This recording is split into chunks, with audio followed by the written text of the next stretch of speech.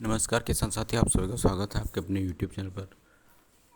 मध्य प्रदेश सरकार गाय पालने पर 10,800 रुपये प्रतिवर्ष की सहायता प्रदान करेगी पशुपालकों को। सरकार का पशुपालकों को बहुत बड़ा तोहफा दिया जा रहा है। खेतों में रासायनिक खाद के इस्तेमाल से ज़मीन की उर्वरता में कमी तो आएगी, स्वास्थ्य को भी बेहद नुकसान हो सकता है। रासायनिक उर्वरक का उपयोग कर उगाई गई सब्जियां कैंसर जैसी गंभीर बीमारी भी बुलावा देती है। यही वजह है कि पिछले कुछ सालों में खेती किसानी में जैविक खाद के उपयोग का बढ़ावा दिया जा रहा है। खेती किसानी में रासायनिक उर्वरक के उपयोग का परिणाम ये हुआ कि भारत में काफ़ी बड़ी संख्या में लोग अस्वस्थ हुए हैं। हालांकि पिछले कुछ सालों में किसानों को खेतों में जैविक खाद का इस्तेमाल करने के लिए प्रोत्साहित भी किया जा रहा है। इसको लेकर समय समय पर कई तरह की योजनाएं भी लॉन्च की जा रही है। मध्य प्रदेश में प्राकृतिक खेती के लिए देसी गाय पालने वाले किसानों को शिवराज सरकार 900 रुपये प्रति महीना यानी कि 10,800 रुपये प्रतिवर्ष उपलब्ध कराएगी।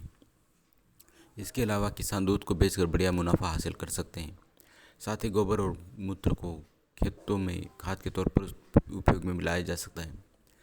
सीएम शिवराज ने कार्यक्रम के दौरान कहा कि जो किसान प्राकृतिक खेती करेगा और इसके लिए गाय खरीदेगा उसे 900 रुपये प्रति माह सरकार के खजाने से दिया जाएगा। गाय के पालने के लिए रासायनिक खाद और कीटनाशकों से हमारी धरती का स्वास्थ्य खराब हो रहा है। इससे अन्न प्रदूषित हो रहा है, इससे बीमारियां भी हो रही हैं। मैं इस प्रकार सीएम साहब ने कहा कि वो खुद स्वयं 5 एकड़ ज़मीन में प्राकृतिक खेती करेंगे। प्राकृतिक खेती की ट्रेनिंग देने के लिए लोग भी लाए जा रहे हैं। शिवराज सिंह चौहान ने आगे कहा कि एक गाय का गोबर और गौमूत्र 30 एकड़ ज़मीन के लिए पर्याप्त होगा। इसके भरपूर फायदे हैं। लागत कम होती है, पानी की ज़रूरत कम पड़ती है, जो फसल आती है वह बिना किसी दोष के होती हैं, इससे कोई रोग भी नहीं होता। तो आप भी इस योजना की जानकारी के लिए समय समय पर अपडेट रहें हमसे और इस सरकार की योजना का अवश्य रूप से लाभ उठाएं, क्योंकि आने वाले समय में जैविक खेती को बहुत बड़ा दर्जा दिया जा सकता है।